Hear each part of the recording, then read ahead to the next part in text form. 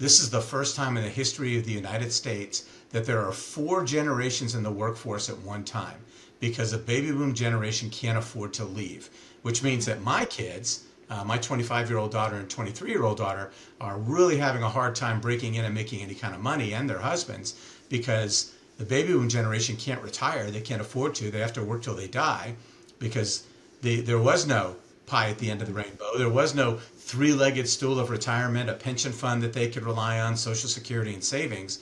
They put all their eggs in one basket, in the 401k and like basket.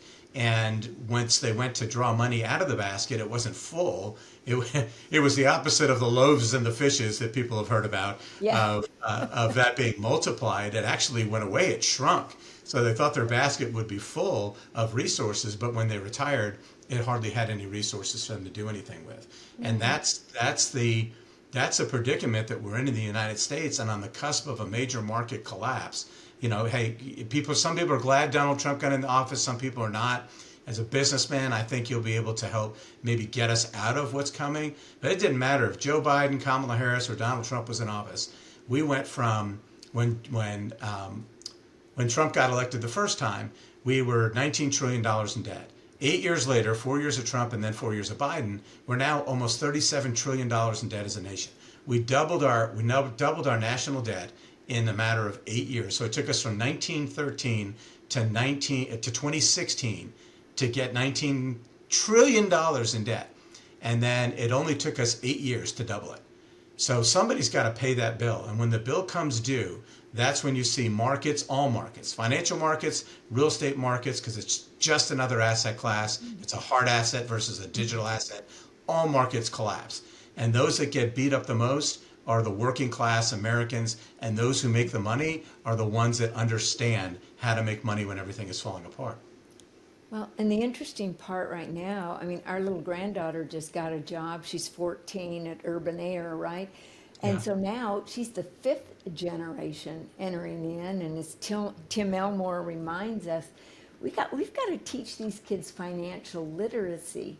Yet, if we don't have financial literacy, how can we ever teach our kids? We need people like you, and we've got to become educated about something that most people never want to talk about.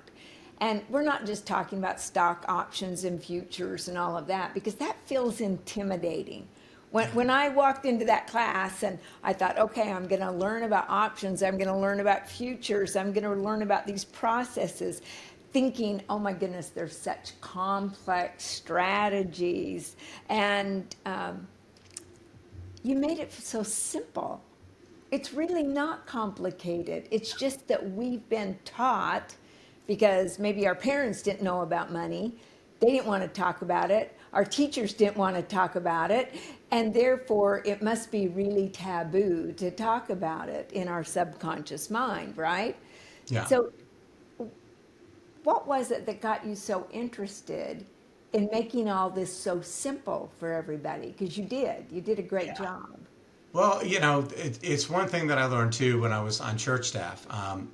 Really, what people think are really deep theological or biblical concepts, they're really not when you break them down in their simplicity, because God's not a God of confusion, is what we were always taught. And so if something was confusing or just way too deep for me, it was kind of, I would look for, okay, what is the simplicity of this? What am I missing? And I found that out there. Then when I transitioned into the marketplace and started teaching the financial markets, I was just surrounded by a group of amazing individuals that took me, kind of under their wing, and started to show me that all the stuff that you were taught or not taught. So when we look at our parents, the school system, and everything else, it's not that they don't want to teach us. They just don't know. Because if they did know, they wouldn't be in the bad financial position that they're in. They would be acting on it. So it's not a thing of that they don't want to teach us, they just don't know how to teach us. Then when I met the individuals that actually understand all of it, and I had made it so confusing by reading all kinds of books and doing all the stuff that everybody else does that doesn't want to make any kind of investment of themselves to really learn how to do this the right way. These guys took me under their belt, or under their wing. I'm thinking of how I used to get in trouble when I was a kid. Took me under their wing and started to show me the simplicity of the markets and how markets move. And when they showed me that it's no different than anything else, do you want to pay full price for a vehicle, or do you want to have a vehicle that's on sale? Do you want to, the example that I used with you with Nordstrom's, do you want to pay full price for something? You want to buy it when it's on sale? Real estate investors, do you want to pay full price for something and then try and fix it and flip it on the residential side? Or are you trying to get something way below value that you can build into something amazing, sell to somebody at a decent price where you still have margin? You've helped them out by putting them in an amazing home, and you've helped out your business by being able to grow it as an entrepreneur. And we can take that across any financial product that we're talking about in the world. So what I've learned is the key things in life are simple. Marriage, people say, oh my gosh, marriage is so complex. No, it's not. It's simple. There's just some basic, simple principles on that. One of the things I found out in marriage and marriage counseling, though, was that the majority of marital breakups, if I was doing counseling with couples that were kind of at the end or looking to put their marriage to bed, once I dug down deep, there were usually two things that came out.